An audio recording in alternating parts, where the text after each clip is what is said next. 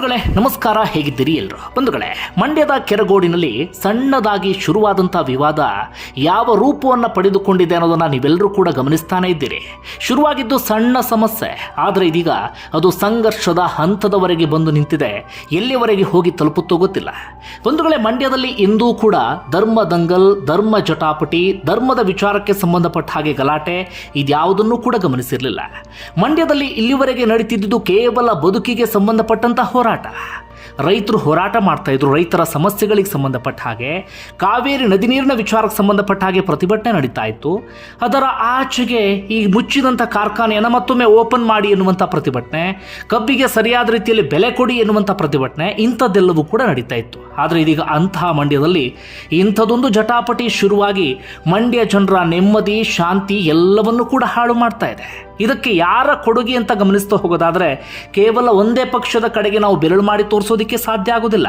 ಆಡಳಿತದಲ್ಲಿ ಇರುವಂಥ ಕಾಂಗ್ರೆಸ್, ವಿಪಕ್ಷ ಸ್ಥಾನದಲ್ಲಿ ಕುಳಿತುಕೊಂಡಿರುವಂಥ ಬಿಜೆಪಿ ಪ್ಲಸ್ JDS ಅವರವರ ರಾಜಕೀಯ ಬೇಳೆ ಬೇಯಿಸಿಕೊಳ್ಳೋದಿಕ್ಕೆ ಮಂಡ್ಯ ಜನರು ಇದೀಗ ಬೀದಿಗಿಳಿಯುವಂತೆ ಮಾಡಿದ್ದಾರೆ.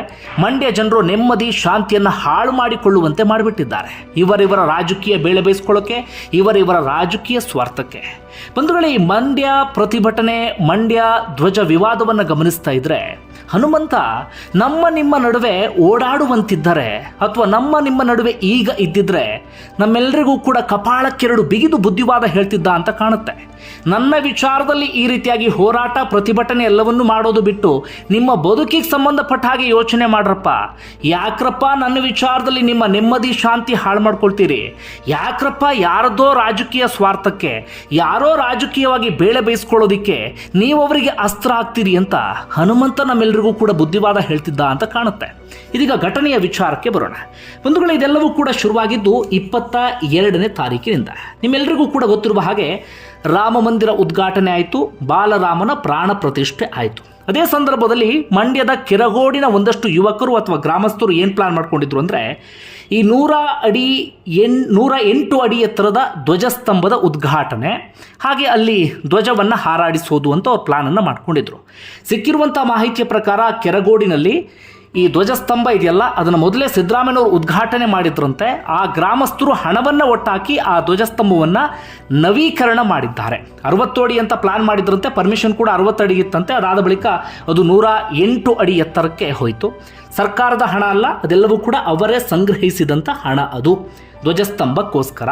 ಅದಾದ ಬಳಿಕ ಅವರು ಪಂಚಾಯಿತಿಯಿಂದ ಪರ್ಮಿಷನ್ ತೆಗೆದುಕೊಳ್ತಾರೆ. ಏನು ಪರ್ಮಿಷನ್ ಅಂದರೆ, ರಾಷ್ಟ್ರಧ್ವಜ ಅಥವಾ ನಾಡಧ್ವಜವನ್ನು ಹಾರಿಸ್ತೀವಿ, ಅದರ ಹೊರತಾಗಿ ಯಾವುದೇ ಪಕ್ಷಕ್ಕೆ ಸಂಬಂಧಪಟ್ಟ ಹಾಗೆ ಅಥವಾ ಧಾರ್ಮಿಕ ಬಾವುಟವನ್ನು ಹಾರಿಸೋದಿಲ್ಲ ಅಂತ ಮುಚ್ಚಳಿಕೆಯನ್ನು ಕೂಡ ಆ ಭಾಗದ ಗ್ರಾಮಸ್ಥರು ಬರೆದು ಕೊಟ್ಟಿರ್ತಾರಂತೆ.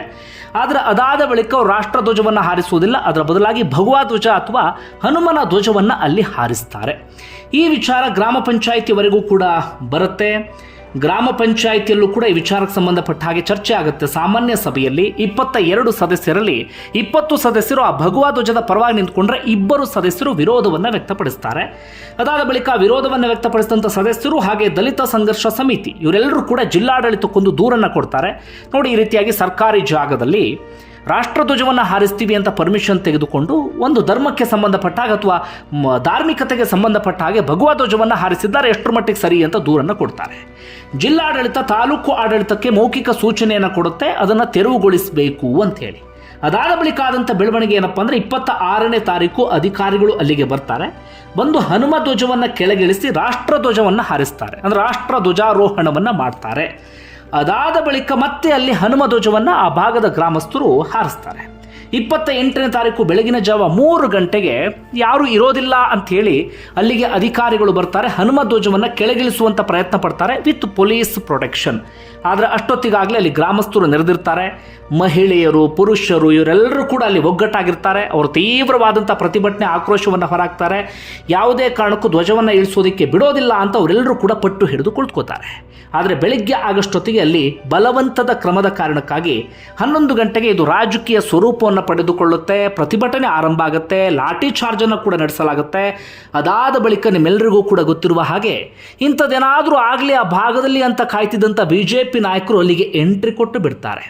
ಅವರೆಲ್ಲರೂ ಕೂಡ ಎದೆಮುಟ್ಟಿ ಹೇಳಿಕೊಳ್ಳಲಿ, ನಿಜವಾಗಲೂ ಹನುಮನ ಪ್ರೀತಿಯ ಮೇಲೆ ಬಂದ್ರ ಅಥವಾ ಧರ್ಮದ ಪ್ರೀತಿಯ ಮೇಲೆ ಬಂದ್ರ ಅಥವಾ ಮಂಡ್ಯ ಭಾಗದಲ್ಲಿ ರಾಜಕೀಯ ಬೇಳೆಯನ್ನು ಬೇಯಿಸ್ಕೊಳ್ಬೇಕು ಎನ್ನುವ ಕಾರಣಕ್ಕಾಗಿ ಬಂದ್ರ ಅಂತ. ಬಂಧುಗಳೇ, ನಾವೆಲ್ಲರೂ ಕೂಡ ಅರ್ಥ ಮಾಡ್ಕೊಳ್ಬೇಕಾಗಿರುವಂಥ ವಿಚಾರ ಅಂದರೆ ಕೇವಲ ರಾಜಕೀಯ ಬೇಳೆ ಹೊರತಾಗಿ ಬೇರೆ ಯಾವುದೂ ಕೂಡ ಇಲ್ಲ. ಹಾಗಂದ ಮಾತ್ರಕ್ಕೆ ಕಾಂಗ್ರೆಸ್ ಪಕ್ಷ ಅಥವಾ ಸರ್ಕಾರ ವಹಿಸಿದಂಥ ಕ್ರಮ ಸರಿನಾ? ಅವ್ರ ಸಾಚಗಳ ಅಲ್ವೇ ಅಲ್ಲ. ಅವರಿಗೂ ರಾಜಕೀಯ ಬೇಳೆ, ಅವರಿಗೂ ಇದ್ದಿದ್ದು ರಾಜಕೀಯ ಉದ್ದೇಶ ಅಷ್ಟೇ. ಸಣ್ಣದಾಗಿರುವಂಥ ಸಮಸ್ಯೆ, ಆ ಸಣ್ಣದಾಗಿರುವಂಥ ಸಮಸ್ಯೆಯನ್ನು ಸಣ್ಣದಾಗಿ ಬಗೆಹರಿಸ್ಬೋದಿತ್ತು, ಗ್ರಾಮಸ್ಥರನ್ನ ವಿಶ್ವಾಸಕ್ಕೆ ತೆಗೆದುಕೊಳ್ಬೋದಿತ್ತು, ಸಂಧಾನವನ್ನು ಏರ್ಪಡಿಸಬಹುದಿತ್ತು, ಅವರಿಗೆ ತಿಳಿ ಹೇಳುವಂಥ ಕೆಲಸವನ್ನು ಮಾಡ್ಬೋದಿತ್ತು. ಅವ್ರು ಕೇಳಲೇ ಇಲ್ಲ ಅಂತಾಗಿದ್ದರೆ ಇನ್ನೊಂದು 2 ದಿನಗಳ ಕಾಲ ಹಾರಾಡೋದಕ್ಕೆ ಅವಕಾಶವನ್ನು ಮಾಡಿಕೊಡಬಹುದಿತ್ತು. ಇವತ್ತು ಇಂಥ ಗಲಾಟೆ ಸಂಘರ್ಷ ನಡೀತಾ ಇರಲಿಲ್ಲ. ಆದರೆ ರಾಜ್ಯ ಸರ್ಕಾರ ಹಾಗೆ ಮಾಡಲಿಲ್ಲ. ಅದರ ಬದಲಾಗಿ ಬಲವಂತದ ಕ್ರಮ ತೆಗೆದುಕೊಳ್ಳೋಕೆ ಮುಂದಾಯಿತು. ಗ್ರಾಮಸ್ಥರು ಸಹಜವಾಗಿ ರೊಚ್ಚಿಗೆದ್ದು ಬಿಟ್ಟರು. ಒಂದಷ್ಟು ಜನ ಆ ಉರಿಯುವ ಬೆಂಕಿಗೆ ತುಪ್ಪ ಸುರಿಯುವಂಥವರಿದ್ದರು. ಅದು ಬೇರೆ ಸ್ವರೂಪವನ್ನು ಪಡೆದುಕೊಳ್ತು. ಇನ್ನು ರಾಜ್ಯ ಸರ್ಕಾರ ಹಾಗೆ ಯಾಕೆ ಮಾಡ್ತು ಅನ್ನೋದು ನಮ್ಮೆಲ್ಲರಿಗೂ ಕೂಡ ಗೊತ್ತಿರೋದೆ. ಅವರಿಗೇನು ಕಾನೂನನ್ನು ಮೀರಿ ಹೋಗ್ತಿದ್ದಾರೆ ಅಥವಾ ಇನ್ನೊಂದು ಮಗದೊಂದು ಅಂಥ ಉದ್ದೇಶ ಇಲ್ಲ. ಅವರದ್ದು ಇನ್ಯಾರದ್ದೋ ಓಲೈಕೆಗೋಸ್ಕರ ಅವರು ಆ ರೀತಿಯಾಗಿ ಮಾಡಿದ್ದಾರೆ. ಹಾಗೆ ಗ್ರಾಮಸ್ಥರು ಒಂದು ಆರೋಪವನ್ನು ಮಾಡ್ತಿದ್ದಾರೆ. ಆ ಭಾಗದ ಶಾಸಕ ಆಗಿರುವಂಥ ಗಾಣಿಗ ರವಿ ಅವರನ್ನು ಕಾರ್ಯಕ್ರಮದ ಉದ್ಘಾಟನೆಗೆ ಆಹ್ವಾನಿಸಿಲ್ಲ ಎನ್ನುವ ಕಾರಣಕ್ಕಾಗಿ ಅವರೇ ಪರೋಕ್ಷವಾಗಿ ಹಿಂದುಗಡೆ ನಿಂತ್ಕೊಂಡು ಇಂಥದ್ದೆಲ್ಲ ಕೆಲಸವನ್ನು ಮಾಡಿದ್ರು ಅಂತ. ಈ ಕಾರಣಕ್ಕಾಗಿ ಇವತ್ತು ಪ್ರತಿಭಟನೆ ಸಂದರ್ಭದಲ್ಲಿ ಸಿದ್ದರಾಮಯ್ಯನವರ ವಿರುದ್ಧ ಆಕ್ರೋಶದ ಬದಲಾಗಿ ಗ್ರಾಮಸ್ಥರು ಆಕ್ರೋಶ ವ್ಯಕ್ತಪಡಿಸ್ತಾ ಇದ್ರು. ಸ್ಥಳೀಯ ಶಾಸಕರ ಮೇಲೆ ಅವರ ಫ್ಲೆಕ್ಸನ್ನು ಹರಿದಾಡ್ತಾ ಇದ್ರು, ಅವರ ಫ್ಲೆಕ್ಸ್ಗೆ ಬೆಂಕಿ ಹಚ್ಚುವಂಥ ಕೆಲಸ ಇದೆಲ್ಲವನ್ನೂ ಕೂಡ ಮಾಡ್ತಾ ಇದ್ರು.